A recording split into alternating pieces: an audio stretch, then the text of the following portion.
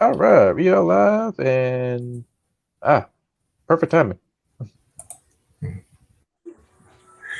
Yes. All right. Yes, and if you see me turn my head side to side like Stevie Wonder because I watched the Cadillac Panthers. Just give you guys a heads up. But, Yeah. Speaking of which, yeah. but Speaking of which, somebody 3-1. Yes. I'll tell you 3 ways I'm gonna die: Mountain Dew, sex, or Giant games.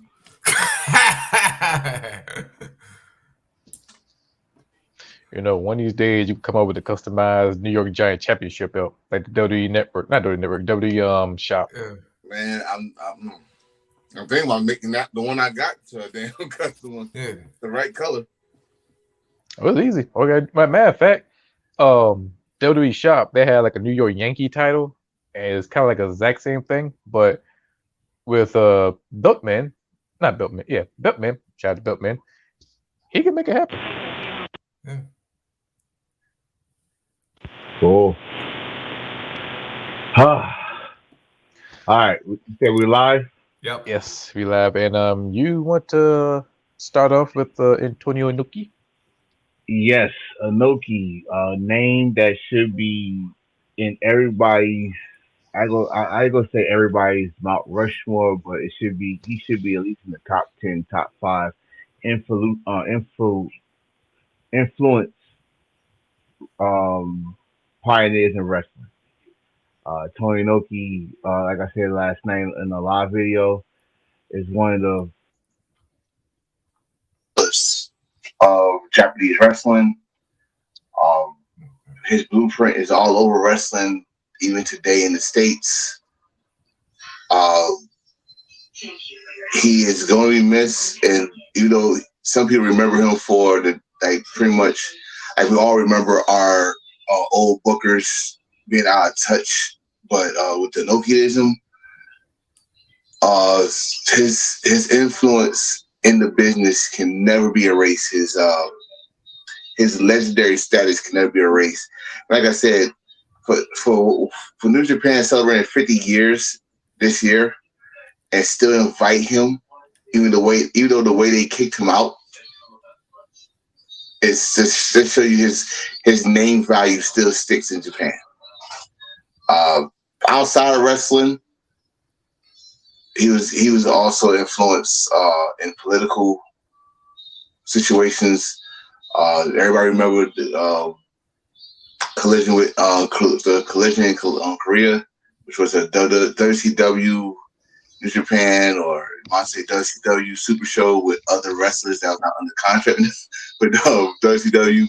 We get to that another time. But he also negotiated hostages um, out of certain situations. I don't remember the country, but I think it was where Iraq. Iraq. Yes, thank you. Japanese hostage from Iraq. Doki was a bad motherfucker, so he's gonna be missed. But we go. I think we right now. I'm glad that you did this, and we're gonna dedicate this show to him. And let's go. Let's go. Let's get it going. Yes, yeah.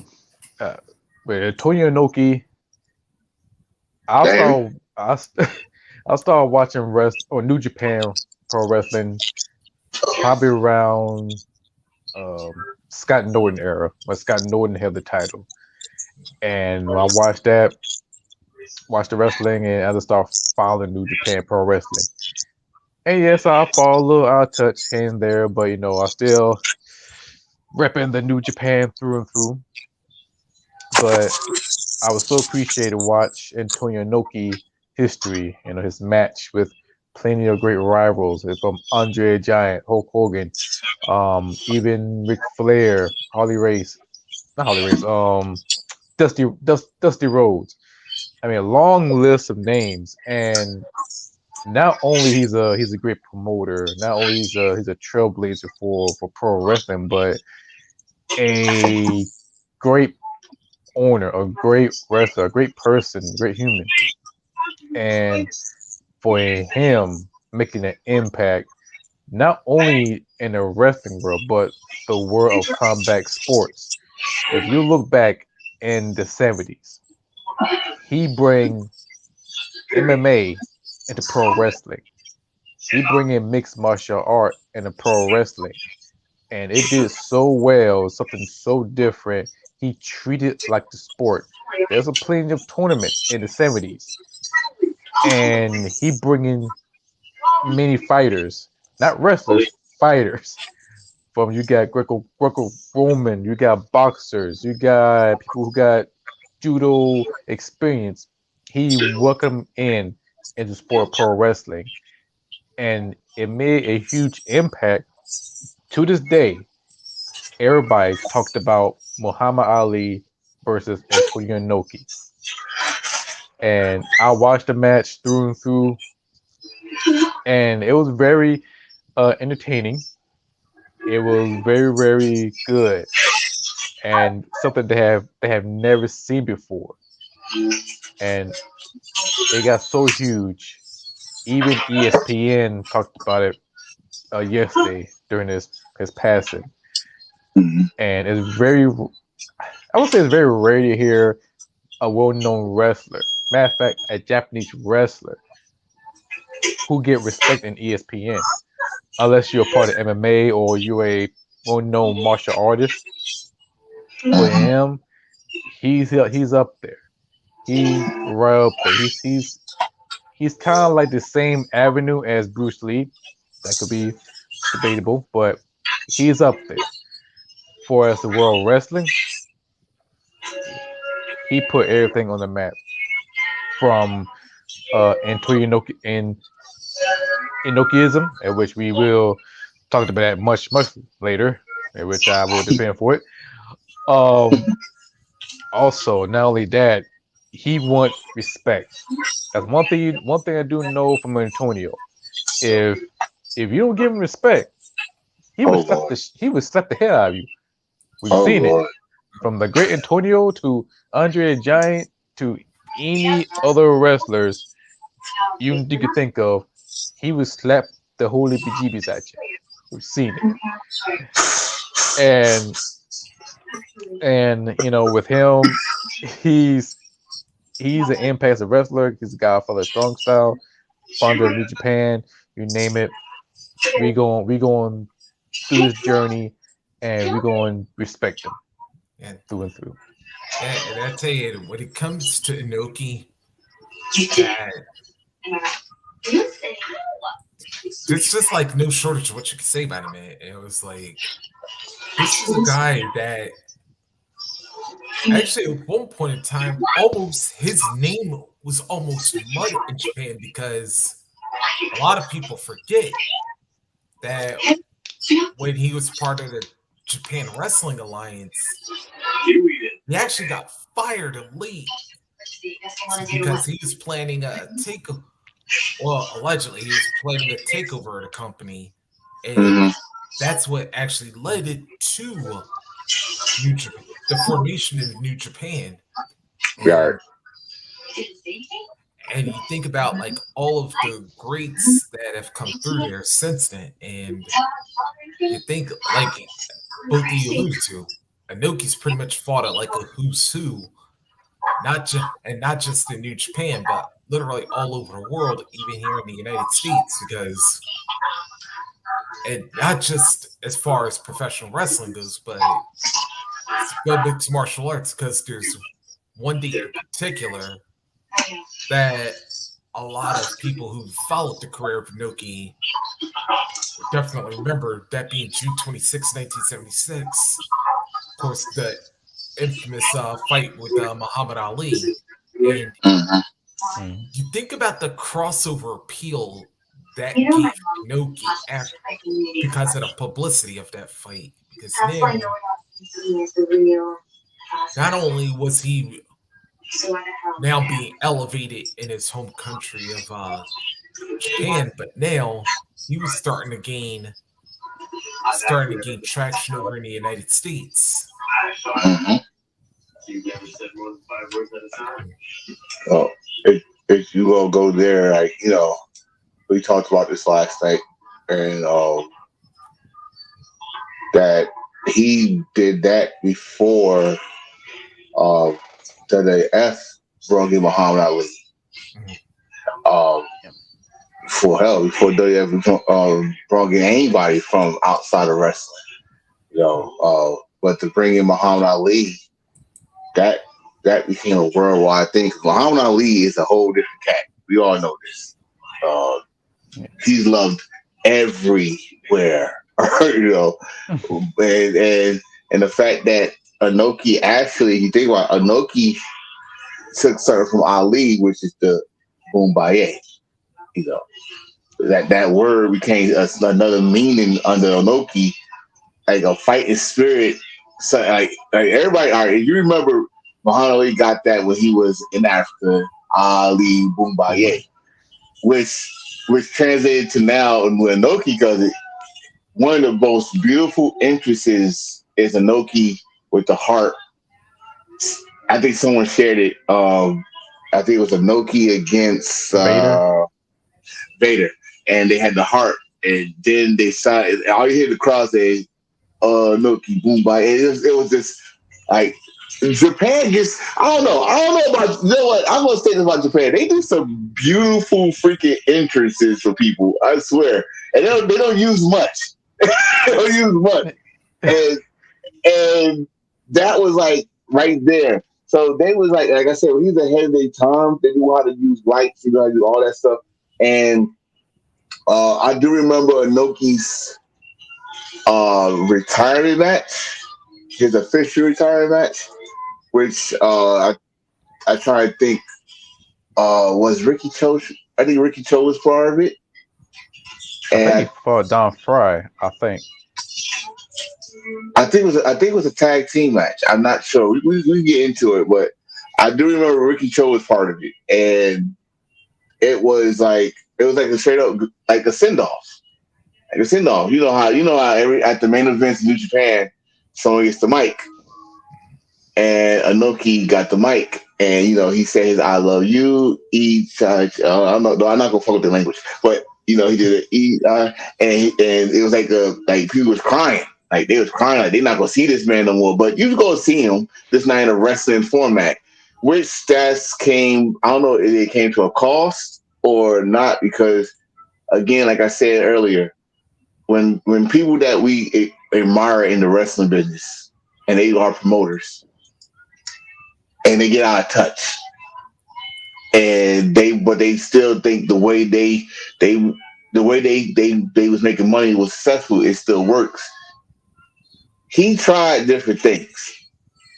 He tried bringing in the MMA guys from Pride. He tried bringing in some old guys. He even tried to make a new Musketeers. Like, after it was Kishimoto, Mahiro Chono, and I keep on forgetting my man's name because he's like kind of fucked. He's like badass. Then you had he tried with Eugene Nagata, Tenzai, and Koji. And then he tried. Then when the last Kids he tried, I think that was his breaking point because he tried with Nakamura, Tanahashi, and Shibata. And when Shibata left, it kind of like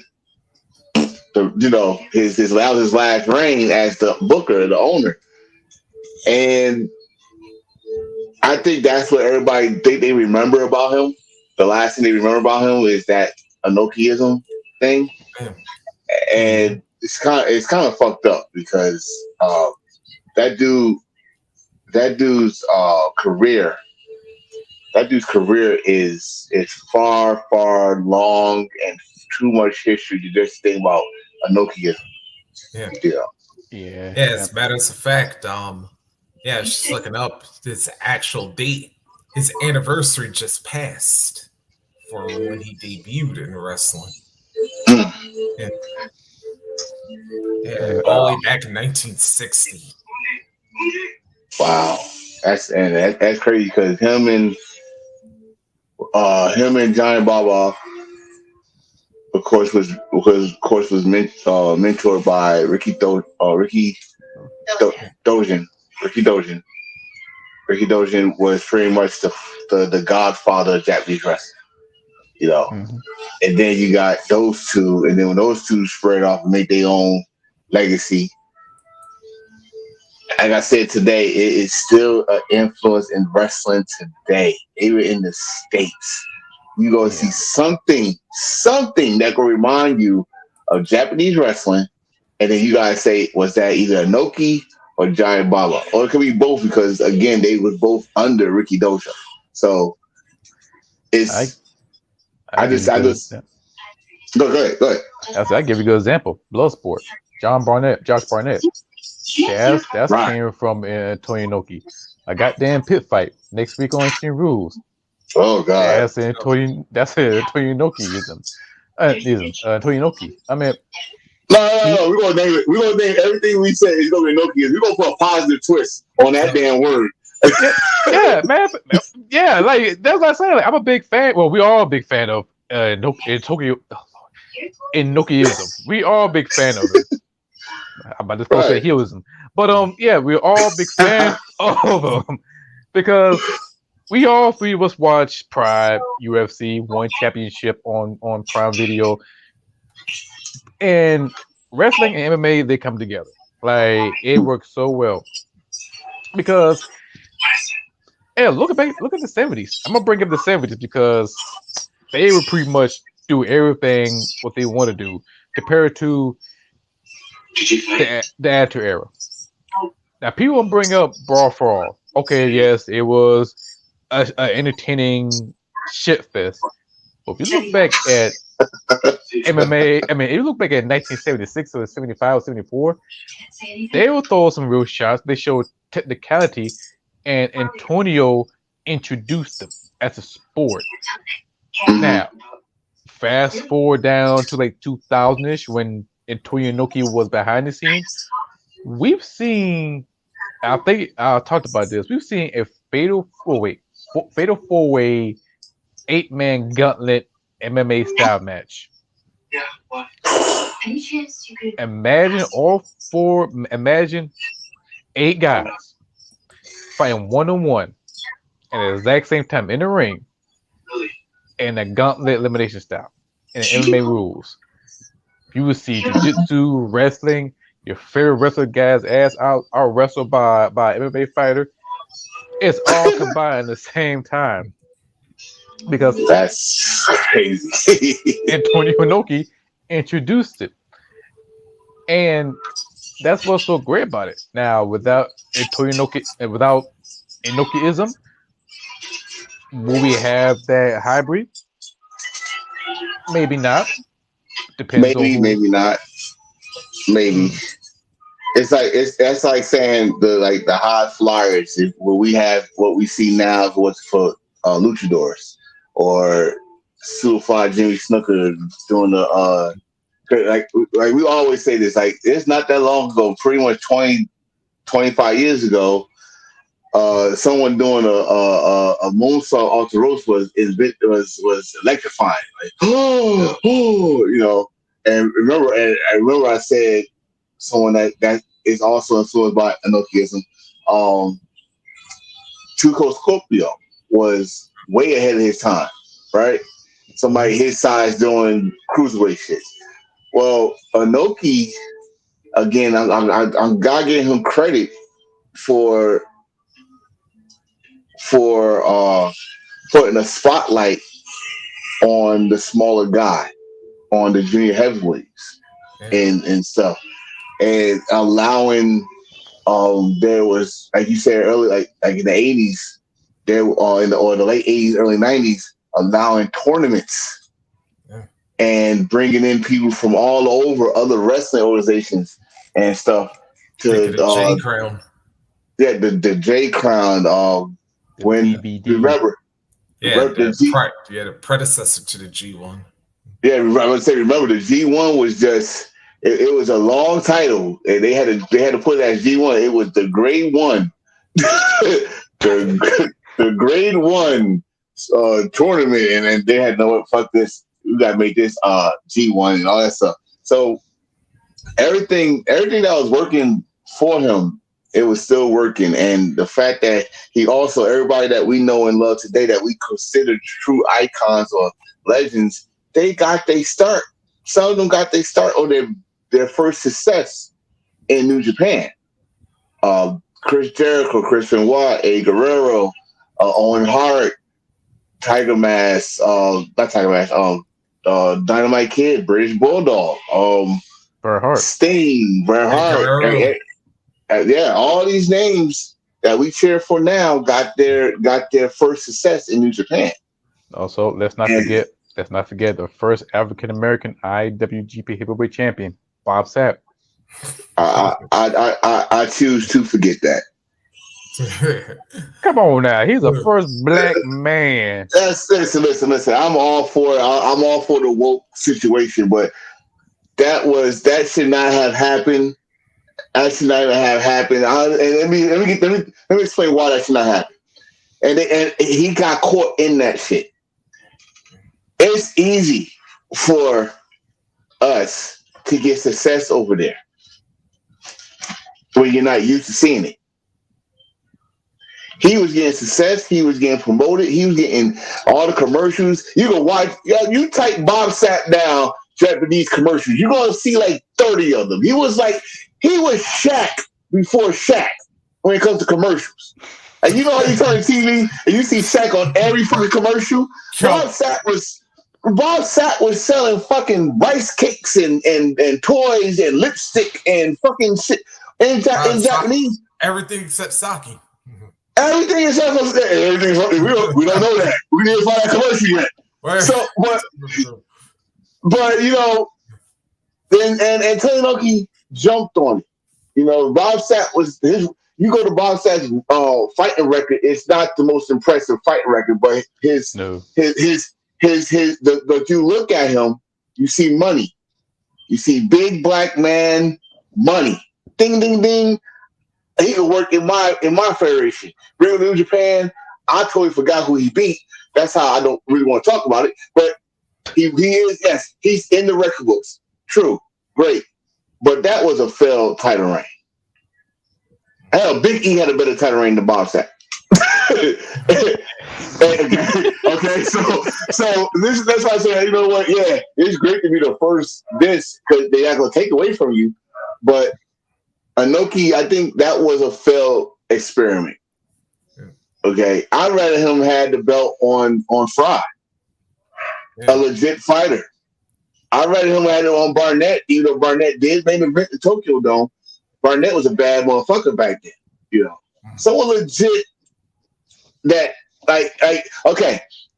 For example, yes, they did put the belt on Brock Lesnar, but was Brock Lesnar legit? Hell yeah, they had to put him in triple threat matches and say, okay, it's gonna take two of them to beat him. I remember that. He even fought Akebono too. He tried. He couldn't pick Akebono big ass up. I'm sorry. He tried, but no, Brock, he ain't that big. He ain't that bad. But that broke my heart. Why he couldn't do that? That broke my heart. Oh shit! I mean, Akebono couldn't move that motherfucker. Like, if you told Akebono just stand there, just stand there. Take all the way. You couldn't move him.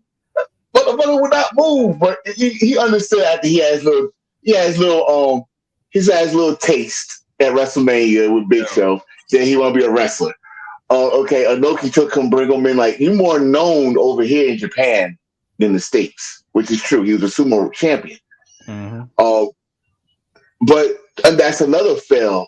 You know, it's a lot. And this is the time when Inoki was just trying to experiment and get something new because one, Pride was kicking everybody's ass. New Japan, All Japan, he's kicking all their ass, you know, right?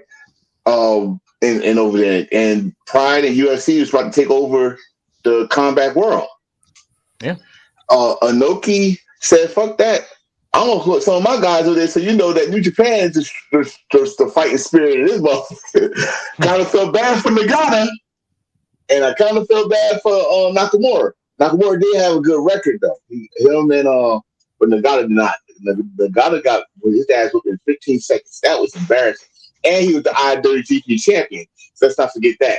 So if you remember, go watch that, and you see when Inoki got in there and smacked the shit out of Nagata. Like, you're my champion. You lost like this. I mean, damn. Like, dude, he's a grown ass man, but it's Inoki. Take your lick, put your head down. What you gonna do? Fight Inoki? Got your ass in a chokehold, which he's a trained. Matter of fact, he created his own discipline. I forgot the name of it. He got his own discipline. It's like a not judo, but it's like similar of taekwondo. Probably with his name on it and shit. But it was a name after him. But yeah. I'm glad we're talking about strong style. Yes, he is the godfather of strong style. In the ring, out of the ring, he slapped everybody. You see the long ass line. He was slapping women, in which he ain't get no trouble. But what he bring into the ring, strong style, that is real. That is pure wrestling at its finest. Because when you see his technical style, he will give you everything. Storytelling. He could bring you physical moment, like him against Vader, him against Great Muta, which I'm watching right now with Panthers, him against with anybody you could think of, but he always changed his style. He even fought Sting. He had to change his style for that. Yeah, he was adapted. He's very adapted. Very adapted. Got to give him that. All right. Well, then also, since you're bringing up how badass his strong style was, we're gonna bring up one that I laughed to this whole fucking weekend watching. When you come, first of all, when you come in New Japan, just know who the boss is. All right, what he says goes, and you don't come in and think you just gonna fucking not sell for Antonio Inoki. Well, the great Antonio thought he could not sell. And Inoki looked at him and said, I think he probably said it in English so he could understand. Fall, sell, blah, blah. He wouldn't do it. So Inoki palm strike the shit out of him. He made sure he fell. And, like, Inoki it ain't the first time someone did that. So Inoki had to learn the hard way, Andre Giant, we got drunk. Andre the Giant. It's a short list of people that Andre the Giant is actually afraid of, and Antonio Inoki is on that list. Okay. Abdullah the Butcher had to learn the hard way. Nick Bockwinkel had to learn the hard way. The only person I can think of that had to learn the hard way but actually gain respect to Antonio Inoki was Bob Backlund. Yep. That's the only person that said, listen, this is not how it's going to go. We're going to do things this way, blah, blah, blah. Inoki said, no, the fuck we not. They wrestled. They actually had a shoot fight in the ring, and then they respect each other in the ring, and that's where Inoki actually said, all right, we're going to do this finish so I could win here, blah, blah, blah, which is we call it the Phantom title reign and stuff. And I must big up WWE. Give them their flowers on this one because I know if Vince was there, we would never heard it on the programming. But I'm glad you say that. Corey Graves, thank you, Corey Graves. Thank you for saying that. And if Triple H told you to say it, thank you, Triple H. Whoever told you to say it on camera, thank you. Because damn it, we've been hearing about this shit for over I don't know how many years, and y'all finally said it. It's 35 at least, or something like that. But I was like, at least. I think one of the most important things was that Inoki had such a crossover appeal that, he literally fought for every heavyweight championship, and especially, especially I forgot when I first found out about that, but when I heard that Inoki had beaten Backlund and then it was a quote unquote Phantom Reign, I was like, wow. Because first of all, I was like, I think that the reign was because I had a feeling like a lot of those reigns probably didn't go continually. That somebody might have beaten them, and then they just worked a Phantom title change because I don't care how great of a condition you're in, but when you defend a championship in wrestling, it's gonna ultimately take its toll on your body. So Mm-hmm. Yeah. yeah, I mean, and it's that not. was It's not the. even for back then. Yeah, But you know, it's not the first time we heard of the Phantom title yeah, reign. You know, true, but true. the Think about it, what all the the ones where Flair was involved in. exactly. But Mhm. the fact that Antonio, he made that decision. It was not WF made the decision. He made the decision that, hey, I'm not gonna come over there and defend the title when I want the title. Y'all got to come over here to Yeah, get the title back. And he said, you know what? It happened for my fans, for my people here, but you know, y'all could play your record books, it never happened, and Bob yeah, Backlund still had the belt, blah blah. I just think that the fact that it happened, you should count it. yeah. It Yeah. should be in the record book. It I, would make the title even more legendary, actually, that you had the legendary Itoya Inoki in your record books as WWF champion. Yeah. I think I, I think somehow, somewhere they're going to do it. Or matter of fact, they're going to have to do it. And Yeah, especially since Corey acknowledged it. oh yeah, yeah, and yeah. one thing I don't want to see is I don't want to see WWE try to pimp Antonio.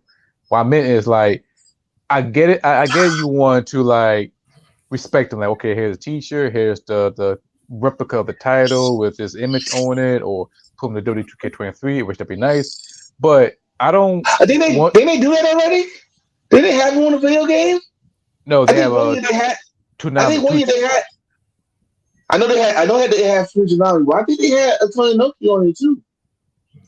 No, I I, don't think I, so. I, I look it up. I look it up. But Yeah, yeah, that was carry the on, carry W on. versus NWO. But anyway, but I just don't want them just to pimp him because if they do that, they're okay. Now you just acting like the McMahon.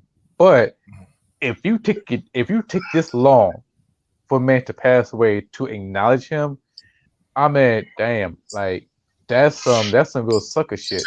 But I'm glad they did it because old boy Vince not there. I'm glad they did because you pay homage and respect because he defended his title in New Japan because he earned it because he this title he won and it's proven on New Japan World. Mhm. I just hope they pay homage. I hope they put him in the record books. Hell, just don't pimp him. Just I, don't you know know. what though? I say do it. I say do it because you know it's going to happen. But It's pin going on to his happen. T-shirt. They go listen. I get if you do it. If you do it and you making money and it's going to a foundation or his family or something like that, cool. But I know they're gonna do it because remember they got the library. They So got if the WCW. They got the WCW library, and this ain't again. And this ain't the first time WWE will pimp out someone that passed away that they could have done this shit while they was alive, a la Macho Man or Ultimate Warrior. After I made that funny ass DVD of Rise and Fall Ultimate Warrior and all this other shit, and then he was a great man and all this stuff. Like Yeah, I yeah, got the DVD still. You know what I mean? yeah. Like I Self remember this shit. destruction, the Ultimate Warrior. Yeah. so Yeah. So, but then they did the same thing with Scott Hall. Scott Hall, bro, I think me and you, Hill, I think Reese, you too, we bought the t-shirts. I got mine. I got yeah, both of mine, I got you my know? it matched my kicks, but like Exactly. So it's but this this is what I mean though. They're gonna do it. I don't think they're gonna do as much as they did for everybody else, but if they don't do it, New Japan definitely gonna do it. you know what? I will make my prediction. We should say it for December, but I would say either either WWE going to do Antonio Inoki Battle Royale Memorial or tournament for for NXT Japan, in which I doubt it, Mm, or New Japan NXT. Yeah, or New Japan will do it with a memorial show for Antonio Inoki, Oh, or AEW Antonio Inoki Strong Style Tournament. I'm with her now. I'll be pissed the fuck off if AEW do it. Y'all don't got that much history to do shit like that. Okay, you weasel your way into the Owen Hart situation, and I was not even mad at that because after I finally knew the truth of the story, like fuck it, just give Owen Hart something cool. sure. But I'll be mad as hell. AEW do that shit. You don't have nothing of New Japan. Nothing. I don't care. I don't care if you're doing business with New Japan. You don't have nothing of the Inoki days for you to take his name and do anything with. Stop, Tony. If you do that, stop. You need to worry about in-house before you even try to do some shit like that. Anyway, so don't do it. I can see WWE do it because they got the fucking library and all this stuff from the WCW days, NWA days, and the Mid South, and hell, even when he was in Master Garden those days and stuff like that. I could see that. AEW, no, don't do it. Don't even jump in that boat. Don't even look at the boat. Don't even mention the fucking boat. Only thing you better do is say, rest in peace. Have the picture and stuff like that. That's it. No. I don't give a damn if a damn AEWite get mad that I'm saying this. I don't give a damn if the AEW titty boy get mad at me when I'm saying this. Listen, y'all 3 years old. Stay your 3-year-old ass in pre-K right now. No. No. Unless they didn't Forbidden Door 2. If they do the Forbidden Door 2 and they do it in Japan, then yes, you can do that. But that'd be mostly New Japan doing it. I could see Noah doing it. I could see All Japan doing it. I could see DDT doing it. I could see the Joshis doing it. I could see them doing it. Like I said, I can see WWE doing it. I cannot and I will not accept AEW doing it. Yeah. No. All right. No. Now you say Tanahashi passed away? Go ahead. Yeah. Go ahead. You got some history with Tanahashi. Yeah. Antonio Inoki did not even sniff AEW. Nah. No. No. I couldn't see that either, but one of the promotions is gonna pull that trigger.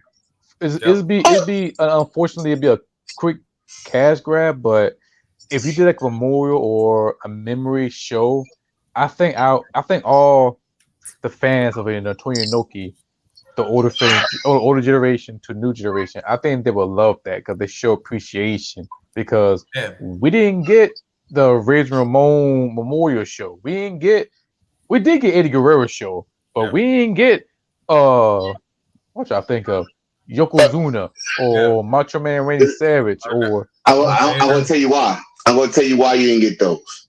Why you got Eddie Guerrero and why you could have had Chris Benoit, even though the next day we found out why and they shut that shit down. They were still under contract with WWE. These guys, as you just said, Yokozuna was not under contract. Scott Hall was still not under contract. You know, he came back to some special appearances. He was not under contract. They was wanting to help him out with his rehab and all that stuff. He's not under contract. Who else you name? Vader, not under contract. But they did finally put him, which still pissed you off that y'all waited. He begged y'all to put him in the Hall of Fame before he passed away, but y'all wait till he passed away. That's another thing. Macho Man, they did a DVD after he passed away, but they could have done something. But he was not under contract. Mm-hmm. See, if that death happened while they were still in the Federation, they're gonna do a memorial show. Owen Hart, they did a memorial show. They did. Let's get it out of the way. They did do something on Monday Night Raw. On Raw, Brian Pillman, they kind of did something, not a memory show because his wife said no. She said no, and they still fucked that up by putting her on the TV anyway. You know what I mean? So I get some people like, oh, they didn't do nothing because one, you gotta respect the family wishes. I learned that shit my damn self. Like the family say no, don't do nothing. Don't go beyond yourself to say, well, fuck that. We got the library. No, they said no, don't do nothing. You know. So, but you under contract, and the WWE like they did with Eddie Guerrero, uh, like I said, Owen and stuff like that. Yeah, yeah. But after this, I think like AEW did Brody Lee. Yes. WWE just did they mention and they knew the wrestlers that knew him was hurt. But they did they tribute a little different. Like they did their shit in the ring. Isaiah Woods did and then he did the spinning clothesline. Big E did his thing. They came out with the Brody Lee stuff on, and stuff like that. AEW he was under contract with AEW. They had all rights to do the Memorial show, which I still applaud. It was one of their best shows all time ever, bar none. Right? It's just that's how it is. Now Japan is a whole different story. It's a whole different story. Like when Masawa passed away, and Noah did their thing. Right after that, New Japan did something out of respect, just like New Japan did something for Dynamite Kid. They did something for Dynamite Kid, and after that, all Japan did something for Dynamite Kid because he wrestled in both organizations. Memorable matches at that, you know. So it's a touching situation, especially what Death does. So I don't know. I think like we all know New Japan's definitely gonna do something. We know this. But I think the whole wrestling organization in Japan is gonna do something. Cause again, like he's the last pillar of Japanese wrestling that was alive. Yeah. So I see the whole wrestling business in Japan definitely gonna do something. Now, when it comes to this money grab we were just talking about, WWE definitely gonna do something. I don't know if it'll be a T-shirt. I don't know if you're gonna be. They gonna do something.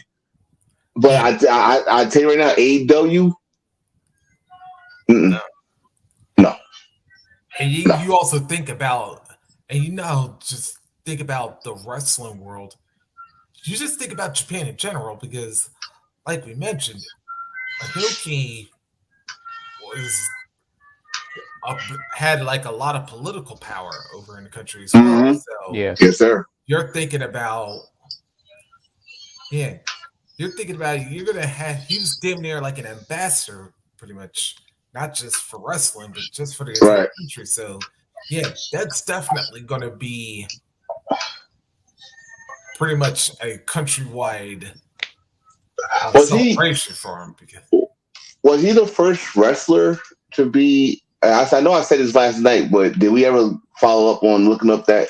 But I think he was the first wrestler to have a seat in the council, I guess they call it, or the Japanese Congress. He might have been because he's the only one I know so far, and I think some are Dakota. I don't know, but I'm pretty sure he might be. Yeah. Him. I know him and Anita had a seat. I know Anita had a seat. Yeah, he said I know House counselors actually. Yeah, I know that's a strange thing to say in a sentence, but Onita did have a seat in Congress in Japan. Yeah. And I remember that one scene, he smoked that cigarette talking about, my goddamn palm. But that's a whole different story. Hey, he actually said your line. He actually said your line, you think about it. He said, it's a shame what happened. So I was like, ain't that a bit? I read that. He said that shit. I'm telling you. Go back and watch it. He said it's a shame what happened to him. Yeah. He put the cigarette in his mouth, lit it, took a puff in his language, but the damn sentence said it's a shame what happened to him. I'm like, I had to watch that again, bro. But all right. So we got to change because it sounds so sad right now. Let's talk about Onita's matches or any memorable matches that we watched and stuff because Great Muda. This man. Wait. Which one? Because there's two versions of it. It was the one where they tried to do a hostile takeover of New Japan. I think that was in NWF. I think it was. Todaku 94. Okay. Oh yeah. I think that was a classic. That was a classic. I think that was one of his last matches too. Yeah. I think, Yeah. Yeah, and we think about another one that Inoki, and I kind of mentioned this one yesterday. That it was the August '94 Clash Champions, him against the then Lord Steven Regal. That match pissed me off. Not pissed me off in a bad way. Just how good it was. It was like I told my wife this, why I say I like Zack Sabre Jr. because he reminded me of a young Regal. Yep.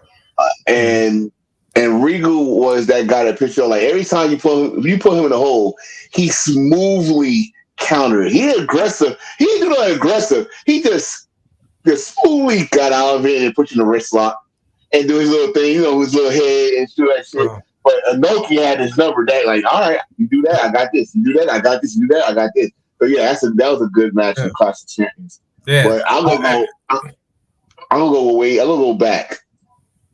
Him against the incredible Hulk Hogan. Yeah. That's the one he won his first title? Yep. That's because there was a story.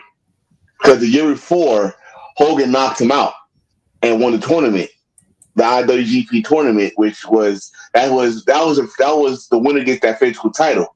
But they never defended until the next year when Hogan came back. Inoki went through the whole tournament, and the winner had to face Hogan. And I say a whole different side of Inoki. Like I had to watch the first match to understand why this match was better than this match. And he went ham on Hogan. Like Hogan move was the clothesline, which was the bump and bomber, which Tai Chi has taken and stuff now. That was Hogan move. And when he hit Hogan with that, remember, this is Hogan with a hole full of hair. He had hair, ladies and gentlemen. Yeah. He had hair. Like with his thunderlips. Yes. You see Hogan's hair go flat, like he got clothesline on. Man. I'm just saying. I love that match and him and Fujinami. Yeah. Those was classic matches. Classic matches. Who would you personally say would be Inoki's best rival? I forgot Big Dude. Oh God, I would say that. I forgot Big Boy name with the beard that looked like Ishii. Ishii had a whole bunch of hair. Sato? Yes. Yeah. Sato. Yes. The reason why I say that because that was heat. That was the hostage takeover situation, and they wrestled in the island for days. Oh, I've seen that one. That's the one that come to the helicopter and then had a little setup. Bro, that was they made that shit look like they made that match look like it was for days, not no fucking hours. It was like it was a whole weekend fighting, and they look like, "Are you done? Are you done? You're not done? Well, okay, fine, done. Fuck it, let's go." And they just kept fighting. That shit was like, wow. I would say that was his rival because I don't think Inoki ever went that far. Like I would have said Fujinami because the heat. Like, yo, I'm trying to pass you the torch and you're not taking it. And Inoki got fed up and smacked the shit out of Fujinami, and that's the only person that smacked Inoki back. By the way, let me just say that right now. That's the only person that smacked Inoki back, and he smacked Inoki, and Inoki said, "What the fuck?" And shit. But I definitely got to say, dragon. Right? Like, dude, who the fuck you smacking? What the? That's all you heard, and it was like. I still gonna say Sato because that one match, like it had to get to that point that they had to go away from other people and wrestle on a fucking island with no distractions. So I'm definitely gonna say that, man. Yeah. I was like, I heard about that. Yeah, because I heard about Inoki versus Saito on that. I forget what the Yeah, the island death match. Oh my god, that was Yeah. ridiculous. I mean, talking about ahead of your fucking time. Yeah. Oh my god, that's way before MLW did it. Good lord, man. That's like, I mean, we saw empty arenas, but to take to a fucking island where nobody's there, and that's a whole different ball game.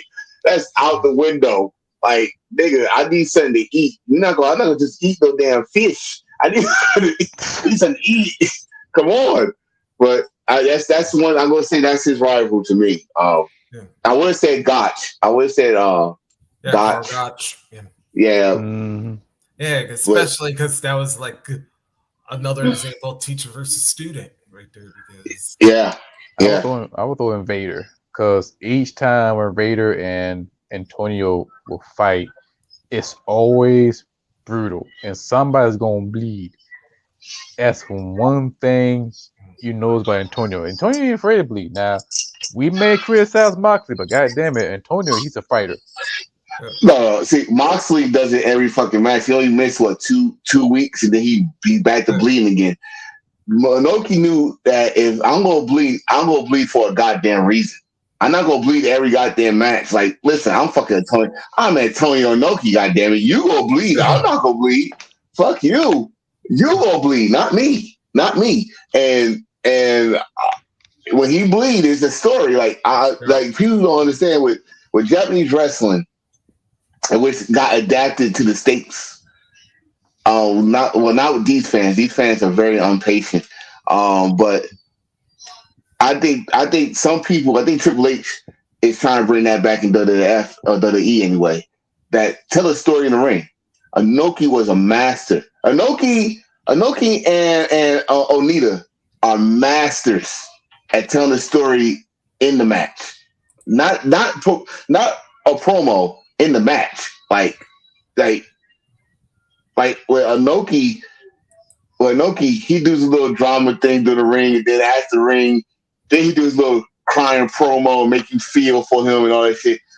Inoki, I'm not Inoki, Onita. Inoki, he do his damn shit in the ring. Like, you see, I don't know what match that was where he got so dramatic. He like, come on, and they had to hold him back and shit. That's a whole different way to tell a story, man. Mm-hmm.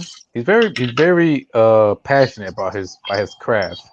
That's one thing I do notice. Like, it could be a tag team, a 6-man tag, but when this match get more serious, he's one of the best storytellers. Like, people could bring up Undertaker and Shawn Michaels. Okay, that's cool and great, but if you look all his match in Antonio Inoki match, all his match is emotional. You invested. Even I watched him against Bam Bam Bigelow. His match is pretty much invested, and it makes you feel passionate. He's kind of like an old school anime, or should I say, a real life anime character. Like, if you take this character and you put him like either Tekken or Tiger Mask or any other Japanese anime show, he based off that. He's like not Meteor Man, but he's more like a lighter. Whoa! You said Meteor Man? Oh.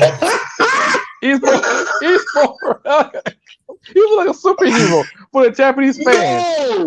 No, you did not just say Meteor Man on here. Lord Jesus! I was about to say it could be worse. You could have said Blink Man. No, I was not going that far. But if you look at it, okay, think about it. As a young Japanese kid in the 70s and the 80s and 90s, you could look up to him as your hero. You look up as your superhero. As a kid in America, you look up Hogan, Shawn Michaels, Stone Cold Steve Austin. In which I tell people this, I like Hulk. You know how Hulk Hogan got us when we was kids, where he get his ass whooped, and then all he gotta do is shake a little and do the no. Inoki used to get his ass whooped, and then let the big comeback. And let me say this about Inoki. Inoki was not a finesse guy. He didn't look like he been in the gym for days and shit. So you got him doing this. And you see his little frail body, but if you get hit by Inoki, his fucking hits, his strikes feel like a guy that been in the gym for fucking days and shit. So yeah, I mean, look at the people he called. Like, look at the people that called them their heroes and why they became wrestlers. And Nakamura is him. Sabata, who came out and start wearing the towel like him and shit like that. My hero Chono, who was before his neck injury, he was the next Inoki. He was doing Inoki submissions and stuff. And then he came out with his own submission, which is the ATF, right? The STF. Yeah. STF. Great Muda. All these guys that said they grew up watching Antonio Inoki. And now Kota Ibushi now look at everybody. Now you got kids coming into New Japan looking at them saying, "Oh, I grew up watching these." Naito, who said he grew up watching Onita, but he was a big fan of Tanahashi. Because remember that he was the young lion for Tanahashi, who was his mentor, Tanahashi. So it's like levels to this shit. You know what I mean? Like if you want, I don't want to compare it to a pyramid, the pyramid scheme, but damn it, if you gonna put, especially in Japan, on Antonio is top of the pyramid. He's the boss. He's the final boss. Then you got these guys that either learned under him or took some shit from him. Well, I guarantee you, that either it's gonna be the next show in New Japan or the Tokyo Dome. Someone gonna do something very Antonio Inoki. Very Inokiism gonna happen in the Tokyo Dome. I guarantee it. I think Shibata. I love Shibata. Damn it. They need to stop teasing me and just let this man come back. Like, stop this bullshit. It's gonna be Shibata because he's the only one who pulled the stunt, and plus, like, he's rocking the black gear. Like, let's think about that.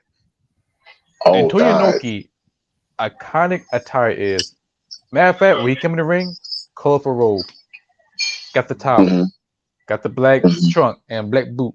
That's it. Who's doing that now? Well, not the black trunks, but who's doing the robe and the towel now? Okada was doing it from Wrestle Kingdom. He had all the history on the robe and all that stuff. Now he's coming out with the hell. Before then, he had the robe and some type of towel or some type of chain and stuff like that. Again, keeping Antonio Inoki history alive and well. You know, like I always go at, I'm a big ETE fan, but ETE represents Inokiism to me. Strong style, motherfucker, no neck, just keep on coming at you and say, he gets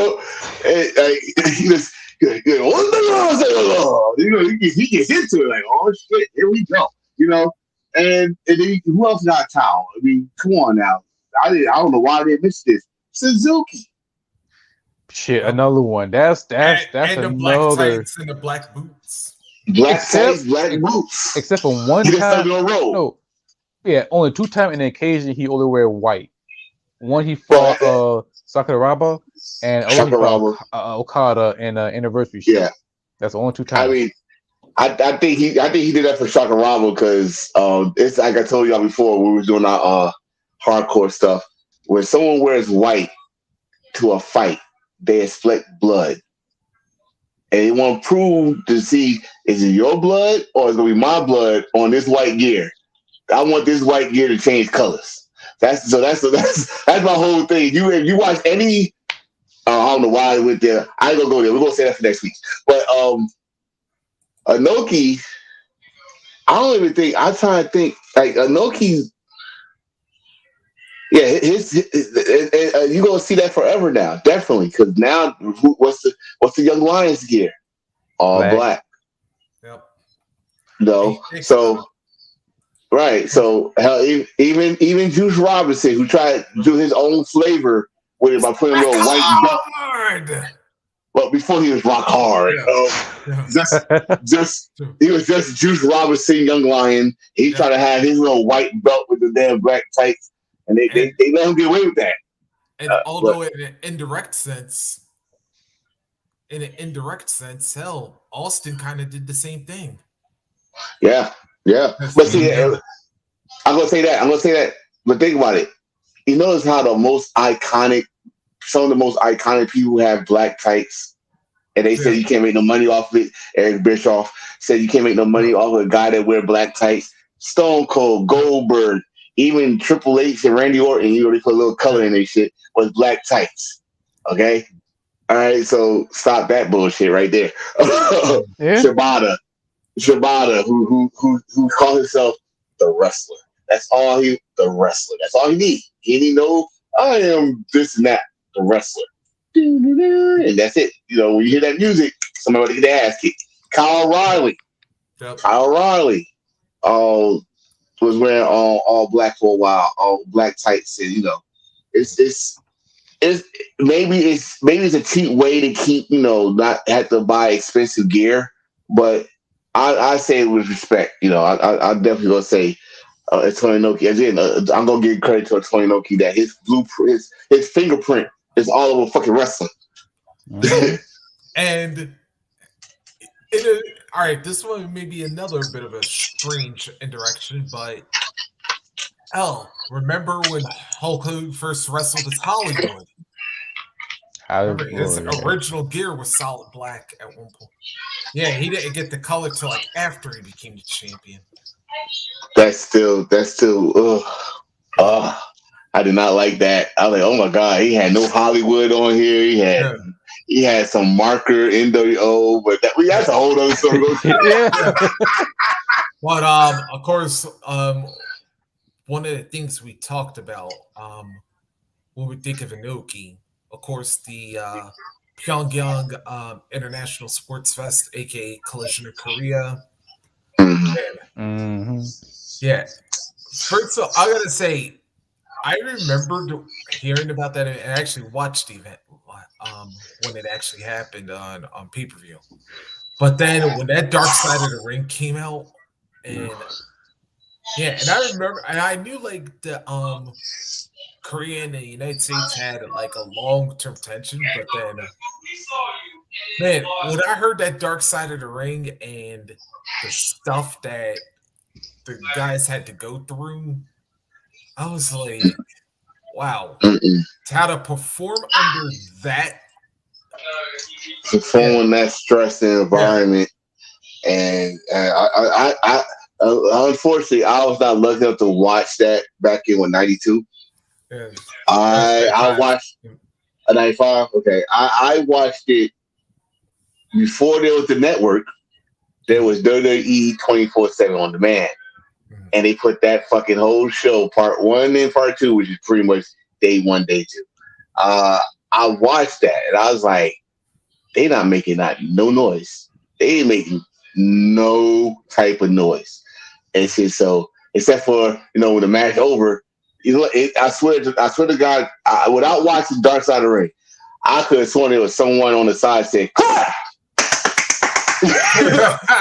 I swear, like it was so quiet. Like me and my wife, like, let's see what this is all about, because we never, I never saw it to that point. And I was like, yo, did someone just shout at them and they just start clapping? The only time they actually got invested in a match was Antonio Inoki against Ric Flair. Yes, when the cheer for Antonio and Blue Flair. Oh yeah, which was the right call, right? And the right call was for having Tony Inoki win that match too. So,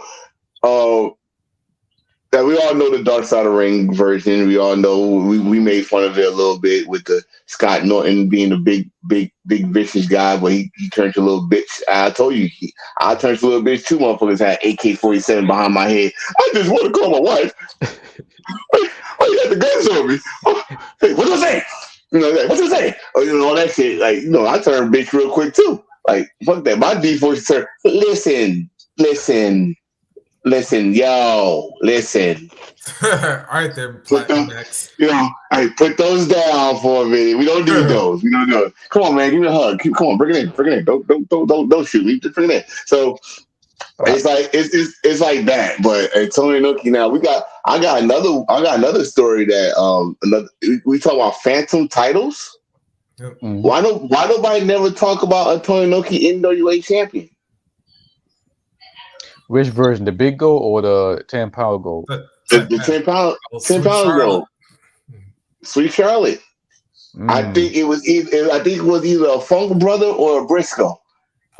Jack Briscoe. He is a former NWA champion. No one brings it up though. That's funny. I think they probably do count it because I think he probably lost it at the end of the tour. Like, they used to do that shit too. Let somebody win the beginning of the tour and then had to lose it at the end of the tour. But they don't really bring that up. Damn, that's kind of pretty fucked up. Unless Billy Corgan mentioned about it, then it's in the books. But if I didn't know about that, all thing we do know about is NWF championship, NWF show in South America, America title, WWF Phantom title, the martial art title. Which that's the NWF belt. The martial arts title is the NWF belt. God That's the one that they you said y'all don't want this? Okay.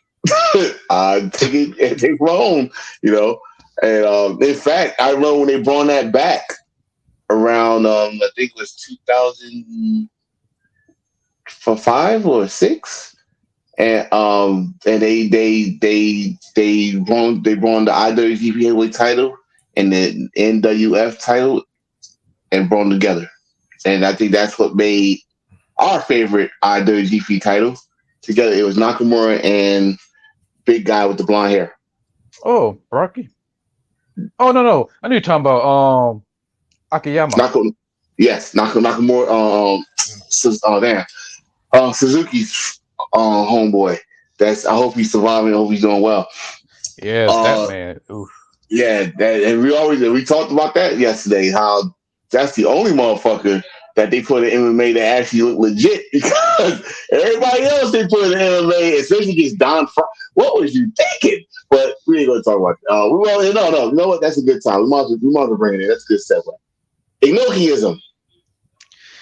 Yes, I will go first. I defend for that shit because us, we all love Pride FC. I gotta say, I bet you were confused. We all love Pride FC. We all love MMA. because we love MMA, and you bring something into realms of wrestling, you pretty much not only take away the kayfabe, you destroy the kayfabe.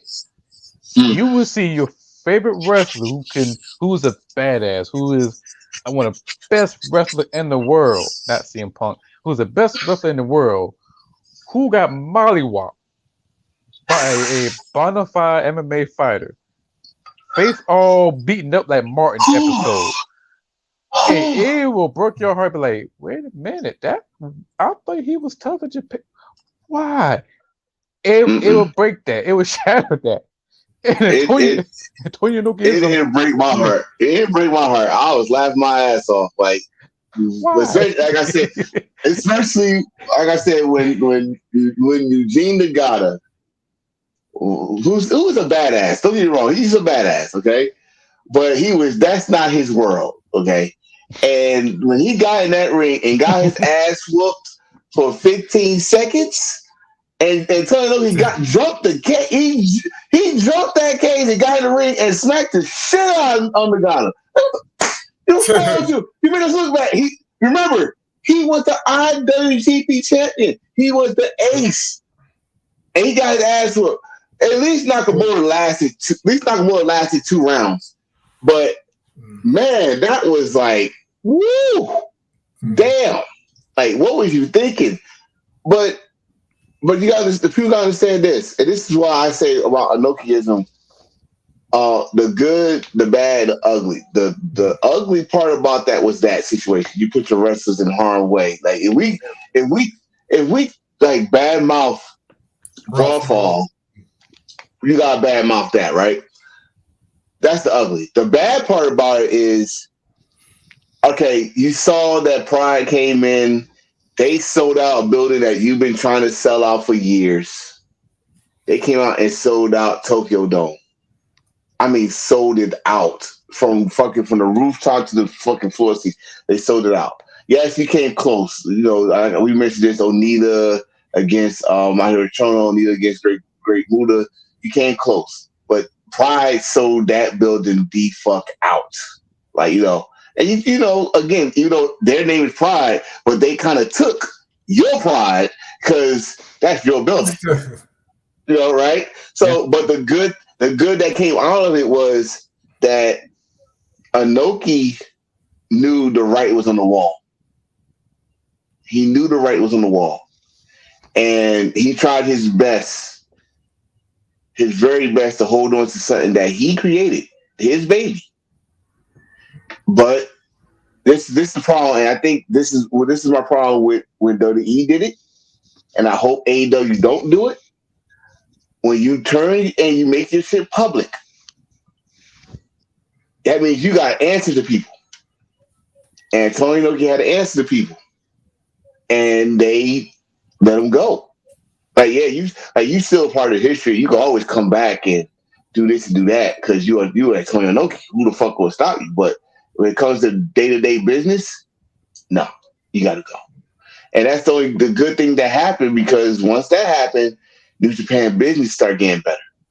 And slowly we came back to being what they supposed to have been, the number one company in the world. I mean, even Noah, they were side by side with Noah for a while when they was coming back. And then when Masawa passed away, New Japan just went skyrocket and shit. And Noah is trying to recover. I mean, they recovered now, I think, in my opinion, they have. But it was it was a hard recovery for Noah, especially they start losing people. You know, yeah. Like if you think back, like I said, when Noah and New Japan, like, okay, think about it. Antonio Inoki, Masawa, both held that shit together. When Masawa died, New Japan was kicking ass. No, wait. When Antonio was there, Noah was kicking ass. Because everybody look at Noah. Mm-hmm. And then when Masawa died and Antonio Inoki left, tide turned and everybody look at New Japan, be like, oh shit, we fuck with New Japan. And we see Noah like, hey! Hey! Like, and then it is far away. And now we look at Summer Fight, they super teamed up. And new stage, new arena. You see New Japan wrestling come to New Japan wrestling come to Noah. So right, it's right. But remember this. I'm sorry, I heard you with that. But remember this, that they was doing that too before then. Remember, Wrestle Kingdom 1 and 2 had Noah matches. Yes, that's true. Had guys from Noah and Wrestle 1 defend their titles. And so, like, even Eugene Nagata had the original AWA title and defended it. You know, it's like, they remember something back then. And I'm telling you, mark my words, it's gonna be a super show with New Japan, Noah, DDT, just like Summer Fest. New Japan gonna get part of that. I'm telling you, because one thing I love about Japan, they can work together. I'm not too sure about DDT Pro Wrestling. As much I love them, No. Listen. They did that shit once. How you think they got Kota Ibushi in New Japan and King Omega? So I believe New Japan could work with DDT Pro Wrestling. Do you want to see some ass? And man, listen here. They gonna see. I'm not gonna say they're gonna do one for Antonio Inoki's fucking tribute show, but when they come together, I mean, can you imagine seeing somebody ass on a tribute show? That's fucked up. But I'm trying to say, I could see. I'm not saying they're Rikishi, but that's not true. Oh no, sir! If I see Rikishi calling his damn fucking no, but I mean, I could see it happen. Mm-hmm. And again, like they did before, why not try it again? And I mean, you put the right matches on, you could see DDT join in. I mean, Yes. especially if you put the right matches. I mean, every organization got that one funny ass comedy act or a couple comedy acts in their federation. I know, we got Yano and hell, even Suzuki could work with Yano to do some comedy stuff. Or you see, if you watch the show, the show from last Saturday, Tai Chi is having me bugging out with him and fucking Sonata trading masks and jumping around and doing push-ups from the match. Like, what the fuck is this? You know what I mean? So I know they could do it. Then you got Noah, they got their guys and stuff. And then of course DDT and I forgot the other one with the bear or the bar. Or, what's the other one? Oh, DDT, Gambare. Noah. Yeah, okay, Gambare. So they could do something together. And don't forget, All Japan is still around, so they can still do something. It's just that this would be an important show. This would be a great. I think it'd be a great show. In fact, dare I say, I think they should do it in Wrestle Kingdom. Trust me, it's gonna be long as hell anyway. You're doing one show. That's gonna be damn near 7 hours. Good. Listen, I'll watch that shit and then I'll pause it and I watch it the next day. I'm not watching 7 hours. Shit, how you think we watched the Cyber Fight? I wish I put on I did the best review, but we did the same thing with Cyber Fight and Dominion. That was 5 hours. That was 5 hours, and it was not football season. Oh yeah, it's true. Okay. This year, Dominion is going to be in the middle of the week. Not Dominion. Wrestle Kingdom will be in the middle of the week. Yeah, it's quite Ooh, Tuesday same or day. Wednesday. Same day as AEW. Yeah, actually, it's actually it'd be like right after NXT. Then you got Kingdom. Then it'll lead up to AEW. Yep, because Wrestle Kingdom going to be like probably come on over here, probably at 1-2 o'clock in the morning. I know you'll be staying awake watching that one. I'm gonna say thank God, because then I'll be at work and we saying, hell, I got something to keep my ass up. Good enough for me. So, but I mean, again, and that's another thing we gotta say. We would not have Wrestle Kingdom we would for Antonio Inoki for his January 4th shows. Yeah. Yes. So like I said at the beginning of this show, I'm gonna say it again. His fucking fingerprint is all over wrestling to this day. It don't matter if it's in New Japan or any Japan organization here in the States. Inoki's fingerprints is in the wrestling business forever. So, and it's not a lot of people that can say that. And it's not a lot of people. True. And you also think about it again to do the crossover thing. Remember, Inoki, he actually had a cameo. Yeah, by the way, sometimes like wrestling tends to bleed into like other aspects of life. Mm-hmm. Yeah. Did you ever see the Bad News Bears go to Japan? I seen the little clip. Not clip. I see the photo. Yes, I seen it. Yeah. Well, if you ever watched the movie itself, remember besides him like being a cameo, remember there's a subplot in the movie where he tries to get a rematch with Inoki. Or excuse me, Muhammad Ali. Yeah. And I was like, wow. And I remember when I first watched that Bad News Bears go to Japan, and I was like, it was actually the day after I finally found out about Inoki versus Ali. And I'm like, wow, because initially when I was like hearing about it at first, I was like thinking, oh, they have. Oh, they're like looking for a rematch for the Inoki's. Like, wait, what happened? And then I found out about the real match that happened. So that's like that made the plot line of the movie make a lot more sense. And then, of course, another thing for our manga anime fans out there. Yeah, remember, of course, Inoki was part of the Tiger Mask manga. Yes, he was. Yes, he was. Yes, he was. You know what? I just saw a comment. I was just looking at a comment because I'm watching on my phone. What Derek said about. Let me see if I could read this again. He said, "Now I see why Vince McMahon and Antonio almost exactly the same. I said this yesterday. If you put Giant Baba and Inoki together, you have Vince McMahon. Vince McMahon knew, which is this is why I said Vince McMahon. Even though we get him a lot of shit these days, back then, uh, we heard some shit lately about him back in the day, how slimy and sleazy, how he got, all this. But he had much respect for Japanese wrestling. Much respect. He used to work with Giant Baba. He did some work with Antonio Inoki, right? Yeah.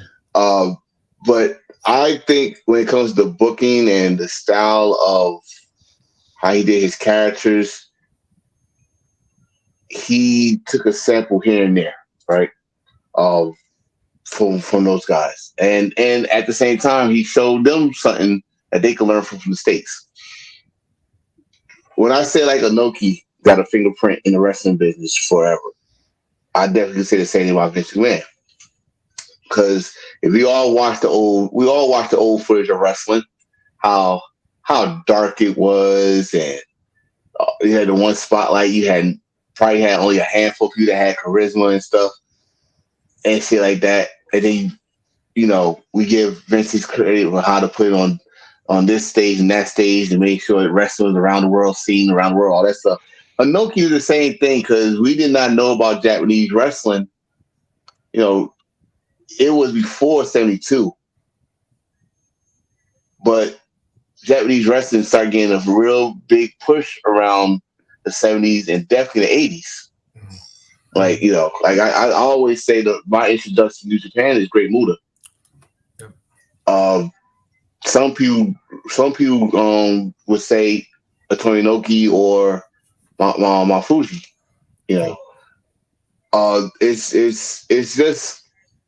It's just that while you say the same, it's because, like I said earlier, they became out of touch, which all old promoters will get out of touch. Let's just say this right now. Let's put him in right now. He's the hottest thing going right now, right? Even though it's some good, some bad. Tony Khan. Mm-hmm. Sooner or later, if AEW stays long enough, he's gonna be out of touch. Yeah, because once you get set in your ways, you'll want to stick to whatever formula winds up working. Right, and he's gonna be out of touch. Hell, Triple H right now he's there, but guess what? Triple H is already at that age where you get to be out of touch. So it's gonna happen. It's gonna happen. Even It's when just you that- try to avoid being you try your best to keep in touch, but then you got so much stuff going on, especially if you the top, if you like one of the top execs, yeah, it's hard to track everything. He be Right. like that cool uncle. Yeah, he's that cool uncle that's supposed to do for it. Like, come here, boy. Let me talk to you for a minute. That motherfucker, right? but Inoki was good. He was good. And to me, I think he should have changed shit. He just felt threatened. Because, again, pride came in, taking over the building, getting more revenue, getting more exposure. And he was running Japan for over 2 decades at that time, maybe 3. And you this fucking pride come out of nowhere and take over my stuff. But he should have blamed. He should have blamed Progress. Actually, he should have blamed. They're the ones that started that shit. Progress started that shit, and then Pride, and then UFC did their thing.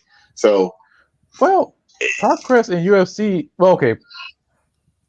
This kind of like the Koei, oh Lord, in ism with Pride, a damn word, and 21. Oh Lord, Inokiism. There we go, Inokiism.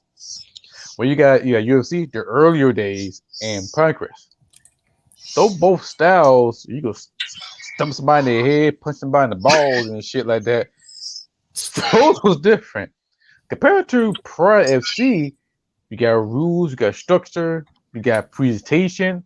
The earlier time, the first first Pride FC in the first one, when somebody got stomped, people like, oh, you can see Dave, there yeah. you go. That's what I say. They stomped the shit out you on the phone the ground. I remember the first year of Pride. And you got knocked out. There was no counting or nothing. Your ass got knocked down. They saw you moving, a fucking big ass foot go up and started stomping like you a fucking roach, and then you out. Like they did, like I know what you're talking about, but it start like to me it's like everybody think us Americans are always about violence, but no, Japanese culture, they are some violent, nasty people.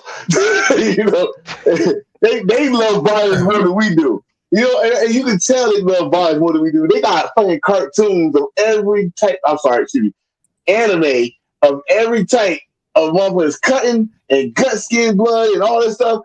And then we got fucking Looney Tunes of anvils dropping people's heads from the damn 40s and 50s that we still watching. And these motherfuckers got Dragon Ball Z and My Hero, whatever, and all the other shit. I can't name all of them. My son not. I got 2 words: Ninja Scroll. But anyway, all that shit.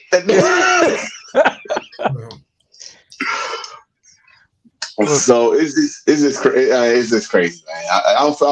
This is why I say I kind of feel bad for Tony Inoki around that time, because they said, of course, Uncle Dave said it was the worst promotion in 2005, and it's the worst promotion. No, I'm sorry, 2004, and the worst promotion in 2005. And I was fucked up. Damn, that was a good year for pro wrestling. Well, I take it back. Not for Japan. Well, not for Japan, it wasn't. Not for New Japan anyway, was it? Shit, Noah was having a good ass time, because you think about it, Noah and Ring of Honor was collaborating, and of course hardcore stuff going on. But yeah, that was a pretty good ass year for New Japan. Not so much, but I do enjoy watching them, because I can go back watching New Japan World and type in 2004.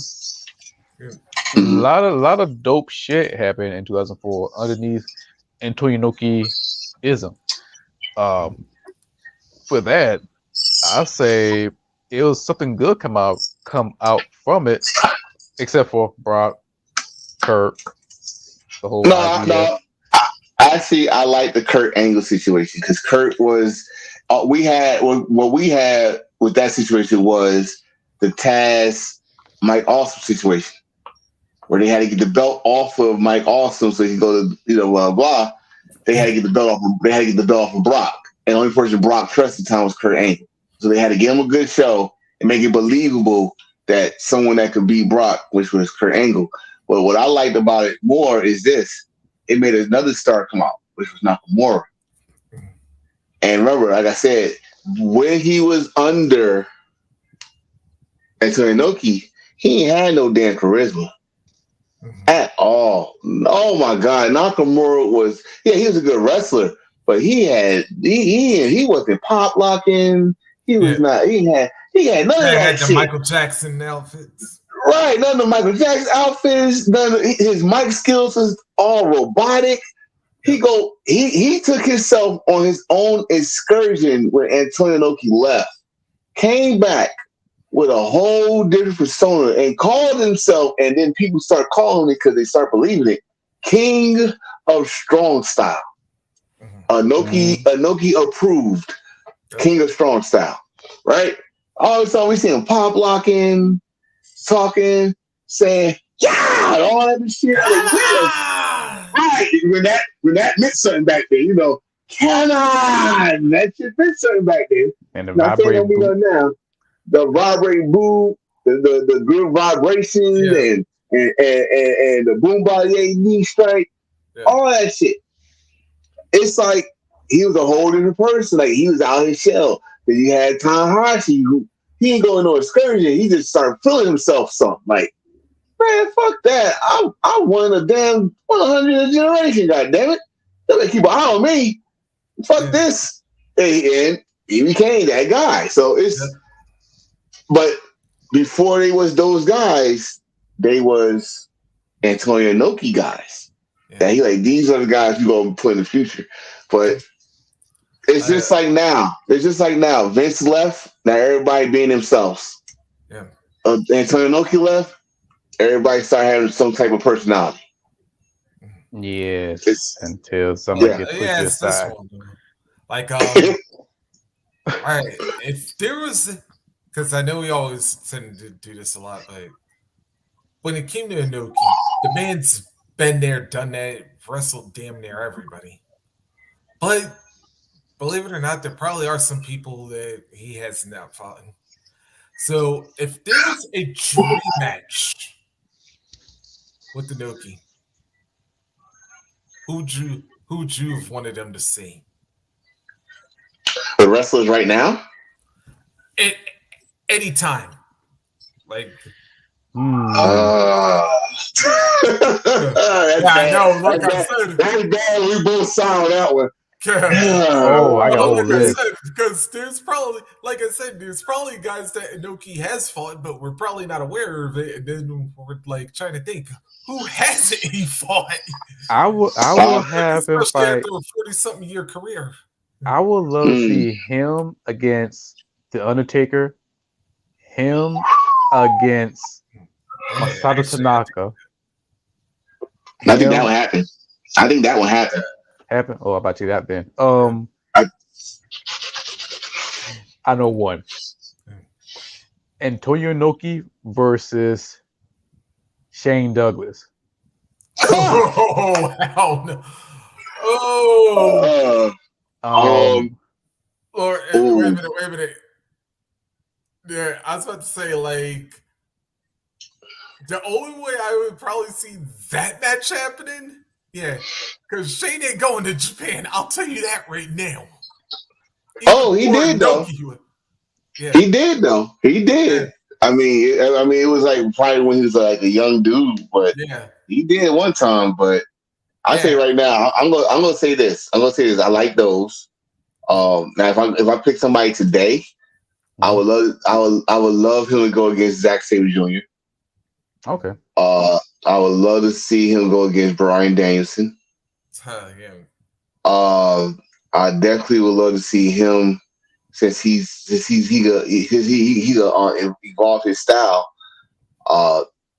Cesaro or Cassione. Yep. I'd love to see him go. I'd love to see him smack the shit out since he want to be a big Japan fan. Eddie Kingston. That one didn't happen. Oh man, if I go to the east side, I would love to see him against Seth Rollins, Matt Riddle. It's like my first. A healthy Randy Orton, and just because he would knock some sense into him, Roman Reigns. You the head of what? You had a what? Oh God! You really? Right. Yes. I was. You know.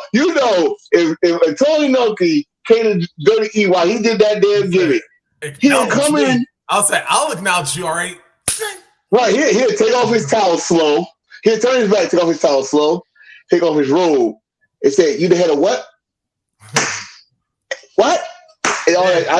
AEW. There's two people. There's two people I don't think we're gonna see.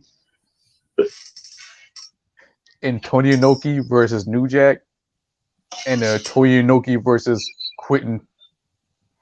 Elliott. Yeah. I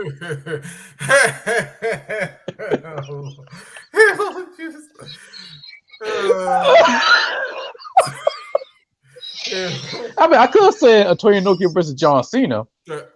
Actually, that one I wouldn't mind so much. But you know what? I would like to see that because I still want to see him and Tanahashi. That's like a forbidden dream match. But now I did say Randy Orton. Yeah. But I would. I know he's on my shit list right now. But since he's like stole some of his wrestling catalog from Japanese wrestling, I wouldn't mind at the time. I'm gonna say around 2005. Inoki against CM Punk. Because CM Punk catalog, his moveset is basically Japanese wrestling. He took Tenzai's Mongolian chops, took his anaconda device. He took Kenta's fucking knees and his go to sleep. Like the list is go on and on. You know what I'm saying, right? But I'll love to see that because he probably was still some Inoki moves. Kenta Kobashi against Inoki. I don't know if it happened, but if it did, I would love to see Terry Funk against Antonio Inoki because I don't think that ever happened at all. Strangely, Strangely, right. I don't think that ever happened. You said Dusty Rhodes. That's actually ever fight Dory, for that matter. Oh man, did he? I don't know. He might. Cause I see Terry Gordy and Terry Gordy was in. He was in All Japan though. Him and Dr. Death. He was in All Japan. Yeah. So he faced. Because I'm about to say, because if I don't remember him fighting Terry, then I'm almost certain he didn't fight Dory. Well, I know he probably fought Senior, but Junior might be another story issue. Yeah. I would have said Dustin Rhodes, the natural in the early 90s, early 90s. Dustin Rhodes, Bret Hart, Inoki versus Bret Hart. Inoki against Kurt Angle. Yep, there was my match.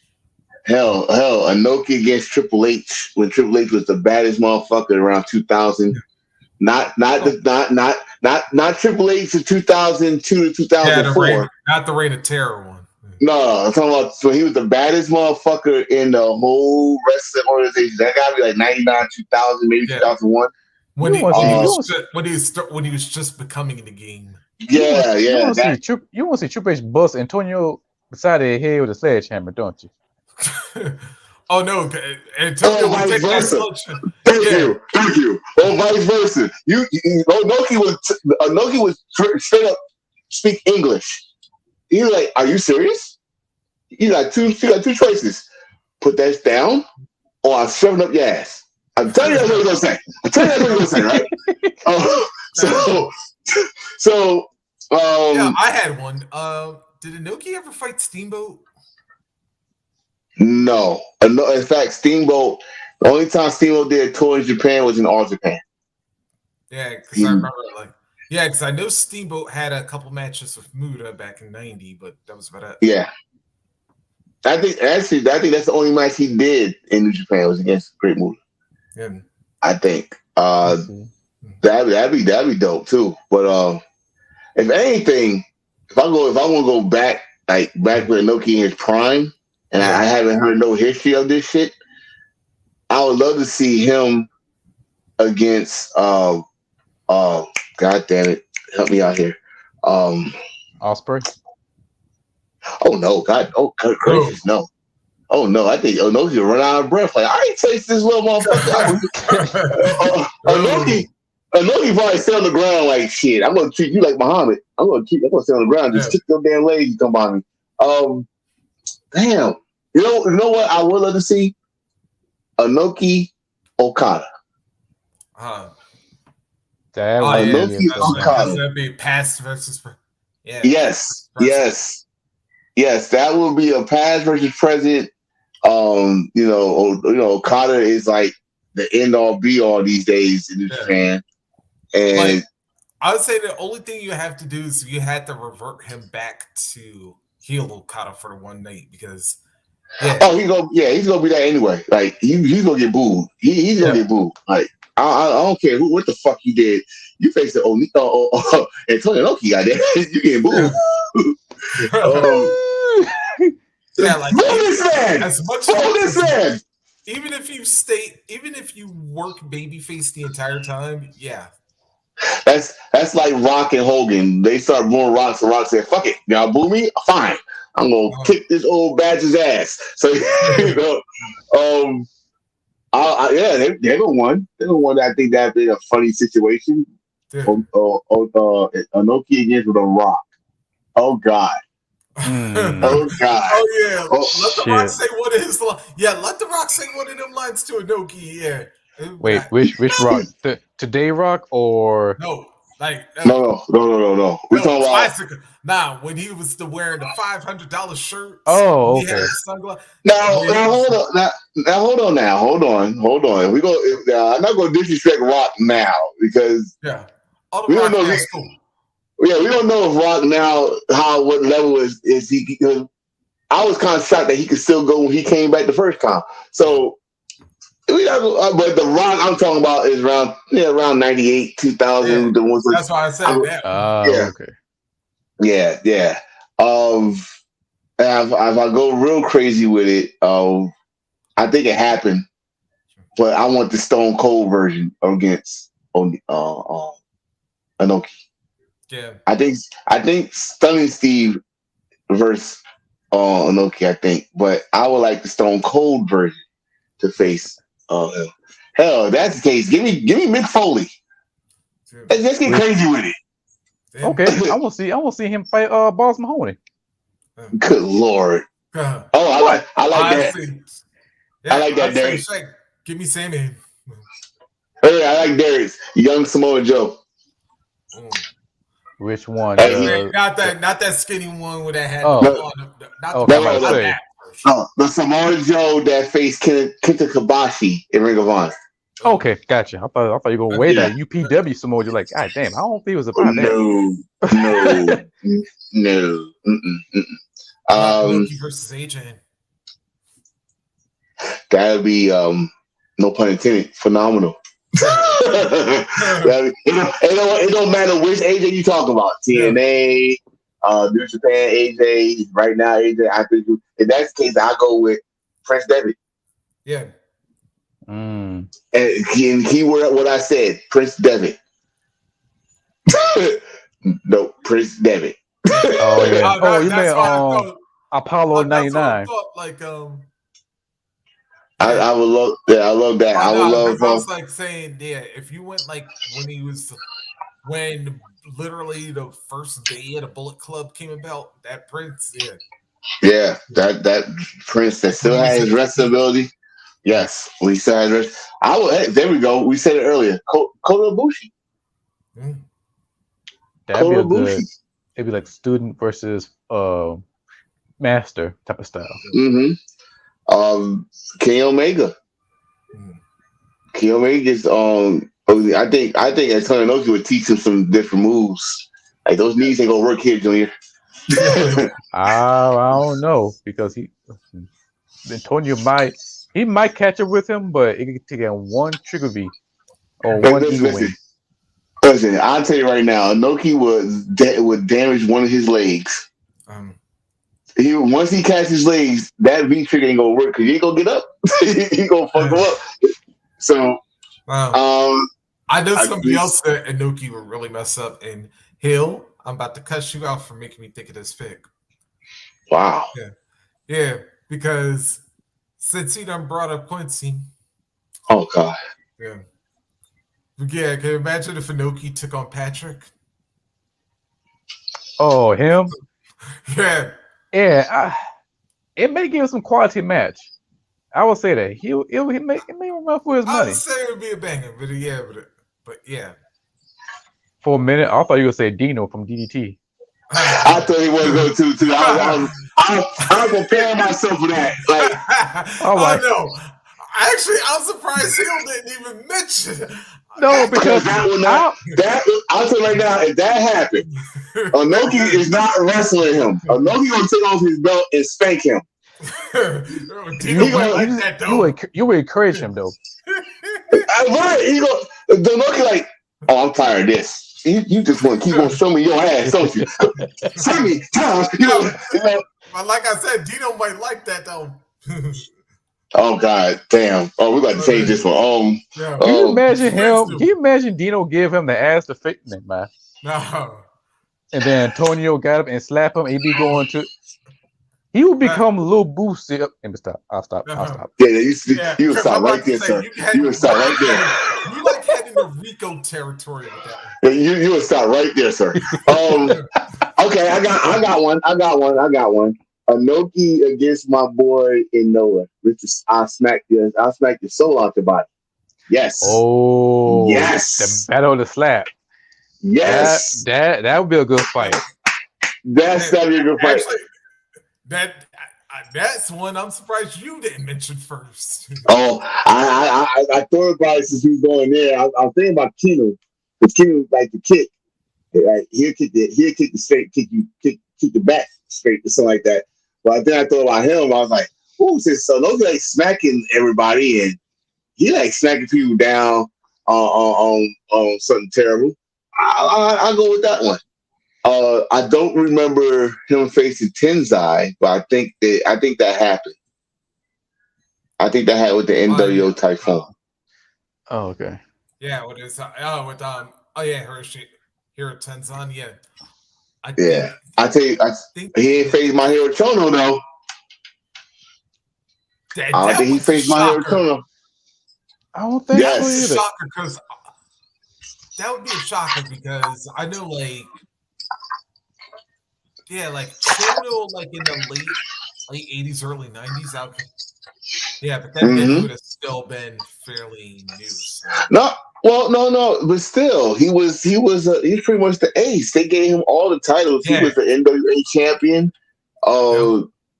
He beat he was the only person that had Muda's number the great. I should say he had Keiji Muto's number. Yeah, and then once he had the great Muda's number. So I mean, it could have still happened because Antonio Inoki was still wrestling. Yeah. When Mahiro Chono was hot. So it could have happened. I mean, I just don't know why it never happened. That'd be a good question. Like if we ever find Mahiro Chono and because he speaks good English, I would have asked him that shit. Now, that's another thing. You need to understand this too about Mahiro Chono. He's an American citizen. He was born here in Seattle, Washington. His parents are Japanese descent. Yeah. So that's why if you ever notice that he's a hero there in Japan, but he's an American citizen. And he's not a Japanese citizen at all. So he got a house. Anyway. he got a house. He got a house there now. Don't get me wrong. He got a house there. Yeah. Shit. You a hero. You better have a house there. But he's an American citizen. I found that out. Actually, I found out because my wife told me. I did not know that. So I'm educating y'all too. That's the way it goes. Who's another like? Oh, I think he fought Hase. So Antonio Inoki versus Mr. McMahon in a fight. That would be some potatoes. There'd be some potatoes thrown in that match. I'll tell you right now. That you already know Vince wrestled ugly. The real battle of the billionaires. We already know Vince wrestled ugly, and he made that one mistake and punched Antonio Inoki for real. That's the end of Vince McMahon. He ain't gonna be throwing potatoes at me. You know who the fuck I am? Antonio was like, what the fuck is your fucking problem? Hitting me with the you fired. Yeah, you fired. You're firing me. You fired. It's so many possibilities, right? But now my question is this: if Antonio Inoki right now was booking for New Japan, you think some of the stuff we see now, like the G1 Supercard or the Forbidden Door, would that happen, or would it happen? Like I said earlier, within Japan, because remember, like we said earlier, Ring of Honor, they didn't work with New Japan first. They worked with Noah. New Japan did not work with another wrestling organization unless it was a independent guy coming over and willing to work in New Japan. He didn't work with another organization. They had to wait till his ass left for that to happen. So, do you think the way we see New Japan now would it be the same if Antonio Inoki was booking it?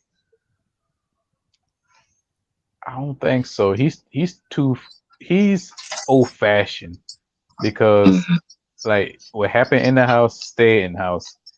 I don't mhm. think he would have worked with AEW, Impact, not WWE. You can pull up a Brink truck full of millions of dollars. He would not do it unless his judgment is right. That's I would say. And not only that, I would go even further. I don't think we will ever see. Well, we may see a women wrestle, but it would probably like their own subdivision. I think. Yeah. I don't see a women's like he did have women wrestling in New Yeah. Japan, but I don't see no title belt there.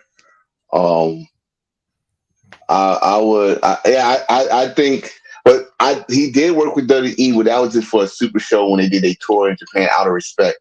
They worked with New Japan, then they did the Tokyo Dome show with All Japan. So, but as a whole, like how they doing business now, I honestly don't think it would happen under Inoki, just because what happened with NWA. Yeah. What happened with the NWA, I think that's why. And remember, the last time he worked with anybody was WCW, and we Hey, all saw how that shit fell out in '99. How they treated Great Muta. I, I would defend Great Muda to the T, but Hmm. I get that. But they always, I think they have a great relationship. I will say that to the point. They treat Scott Norton like boo boo at WCW, That but he well, that's WCW though. I mean that's a guy. He like listen, that's your people. He like that's your people. But when you got one of my musketeers and you treat him like shit, all right, we're not doing that. And that was the whole point. That's when I knew WCW was falling out. Like it was really going down. When Antonio Inoki just grabbed Great Moon like, let's go. And remember, this is at the time when the Great Moon was the tag team champion with Vampiro. the the dark Yeah, carnival. I love it. I'm not gonna I, lie. I love the concept of it. But it was not getting over because you're telling me the Insane Clown Posse was beating up Sting and stuff like that. And Great Moon looked so lost. He looked so lost. I mean, he was like, he looked so lost. That's why I know you said, you come here. You come back over here. We're going to make you strong again because that is not you. That's not Okay, you. Yeah. okay. I gotta do this. Oh. Why did I get a flag? The Insane Clown Posse during that time period, they were hot. They were popular. Do I listen to music? No. All the time I listen to music, the WCW Mayhem soundtrack. That's it. So But you ain't listening to music in WWF? You that's didn't, only you, Outside of you, that, you, you, Oddity you didn't Six wear Stone, your, no. that was by default. That was by default. So so with Instant Clown Posse in WCW, it was all about popularity and they know who they are. And think about it, that was in 1999 and 2000. Back in the day, all three of us with that big ass Jinko jeans. All three of us used to listen to fucking not Limp Bizkit, Papa Roach, all them shit, all them people. So with that genre of music and with that type of environment in WCW at that time period, I bet this fit the mold. Is he gonna bust out a big ass jeans? Nope. I'm gonna come on my damn flag. God damn it. Hold me. 10 yards back, sir. I did not have those big ass parachute jeans sweating my damn balls off. And another thing, I yes, I did listen to the Limp Biscuits and but I had never until this woman brought in my damn life, Papa Roach, because I thought I had the rage for some reason. I don't understand the Papa Roach name and stuff. But Insane Clown Posse did not belong in the wrestling business at all. at that time anyway. I did like Gigolo organization when it first started, but that's a whole different story. But they just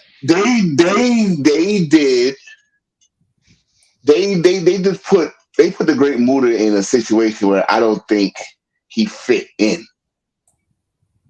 He did not. You go back and look at it. He looked so confused. Like even after all he did that everybody got pop off of was when he sprayed the mist. Yeah, that's it. He did not fit with Vampiro, and Tony Inoki's last great decision was to pick his ass out of there and say, bring your ass back to the NWO Typhoon, and we're gonna set up a story where you and Scott Norton is gonna do this and that, and then y'all gonna turn on my hero Chono, my hero Churo gonna have his own group against y'all, and blah blah, and have y'all split. Pretty much what we're seeing today when it comes to Bullet Club, right? So I don't get me wrong. I like the concept, just like to this day, I still love the New Blood concept. I love the main event mafia concept, but when the execution is not right, it's just not right. I don't care what no one say. Like, I love the beginning of the main event mafia, and then it went left. I love the concept of the New Blood because, damn it, I was sick of seeing those old fogies getting their titles in WCW, and they fucked that up. They made them the heel. I would have made the old fogies heels. You know, like. I know I ain't the only one that thought this. Like, I would have made Hogan them all heels. Like, you ain't gonna take my spot, you young whippersnapper, and they they beat his ass and shit like that. But when it came to the Great Muta, New Japan, not just Great Muta, Eugene Nagata, Sonny Ono, Mahiro Chono, I forgot my man that had the They had the match. I think he's in Noah now. Keep. I think he's in Noah or is it DDT? I think it's Noah. He's still wrestling. And they had him. They had so many people, and Tenzai, and the Power Warrior, and which is what's named father, my man that smacked the soul out your ass. Oh yeah, oh boy. Yeah, they had Toyota. They had Mr. Toyota and shit. They had them all, and they fucked it up. And Tony Inoki did the right thing. You fuck up, I'll take them back. You haven't seen Tenzai back in WCW in years. You haven't seen the Power Warrior in WCW in years. After he was the United States champion. So if you do them wrong, Tony Inoki coming. I saw. You know what? You want to bring it on the show, please? All right, do one time. I'm sorry. That's my favorite version of the damn United States title. You goddamn it. I will find you. I will find. I'm just saying. I will find him. Yeah. I'm gonna find him. I'll tell you. Listen, hey, Reese. Nope. I'm not playing. Reese, I'm not playing. I'm gonna take a picture of each and every one of his titles. Hey. I'm not playing. This is not no game. This is not no game. I'm gonna come to South Carolina, visit my grandmother, and I'm gonna find you. And like, hey, I'm not that far from your house. Get those belts ready. And you know what? And I'm glad. Shout out to Beltman who brought this up. This particular title, was introduced to 1995 to Starrcade, because back then it was a 5-plated version.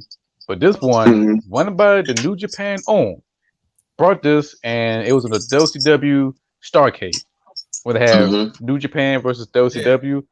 And then Sasaki lost the title in the dark match. Yeah, right. I did not. Wait, did he lose at the one-man game?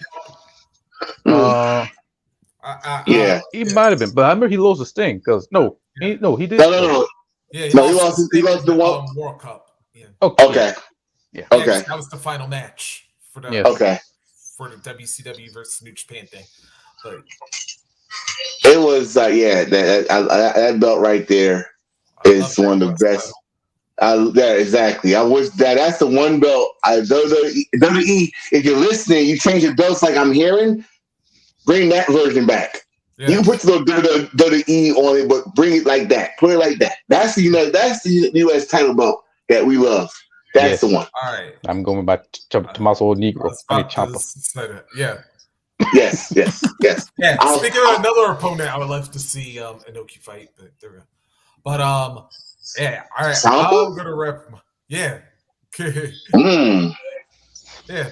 Oh. But then again, yeah, because I was about to say, yeah, that, and then of course Walton. No, Good Lord, no. the chest. No. No, wait a minute. Actually, now I'll tell you what. I'll say this: as much as Inoki's chest will want to be right, I'll say this though. Walton might think twice about them damn chops with Inoki can get one shot on him. I'm saying though, I think Inoki would think twice if he get one of those damn shots. Hey. Hey.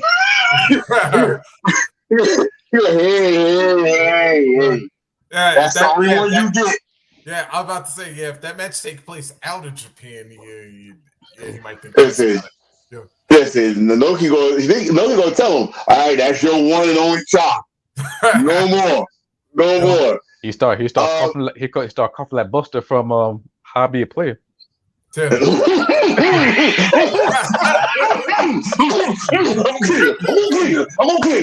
kill you.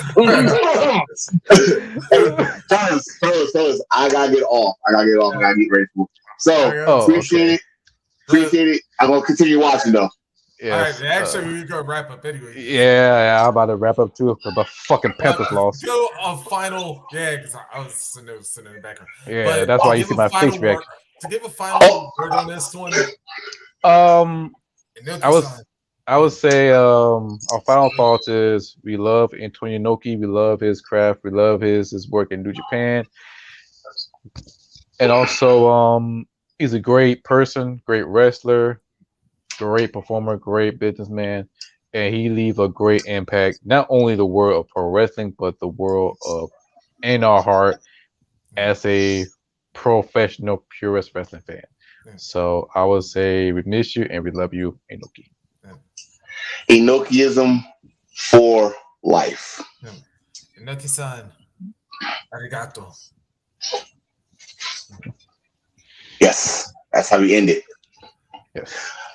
So next week, either Friday or Saturday, because I know either on weekends, we're going to do episode 15. We're going to do Extreme Rules review, stipulations, and what else?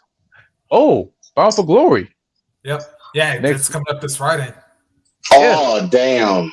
We got to do this. We might have to pre-record this one. Yeah. We might do that because I'm going to tell you right now. When you do a pre-record, you only can do an hour. But I found a way around that. So if we do a 2 hour like we're doing now, all you gotta do is download it to your phone or computer or whatever, and then just send it manually to your YouTube, Facebook, like that. Because they say you try to pre-record, you only can send an hour. Unless you upgrade to the professional, and I'm paying y'all that much. Fuck you. I pay $20 for this. But yeah, that's all I'm doing. Goddamn it, fuck you. we on the budget anyway. But yeah, inflation.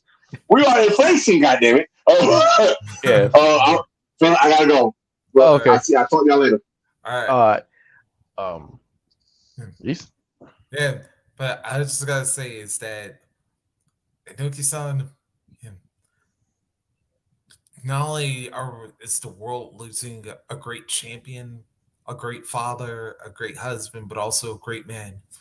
That what you've done for the country, Japan, especially in the wrestling community, and not only that, but just for wrestling all over the world, it shall live forever. And Antonio, or actually, we're going to address by his real name. Kanji Antonio Inoki, thank you very much. Yes. And that's how we're going to end the show. Thank you for watching. If you love this podcast, leave a like, share, subscribe on YouTube, for Facebook. just leave a like or comment and share. Share to your family, your friends, your colleagues, and your wrestling fans. This is a great episode, and I'm glad to share this great topic with my brothers, Reese, and of course, Antonio. And until then, I see you guys next time, and always embrace the thirst. And make sure you feel it too. And by the way, in a couple weeks, we will have our new shirts. We will be rocking them, just so you know. Yes, we will rock them to the fullest. All right. Later, everybody. Peace.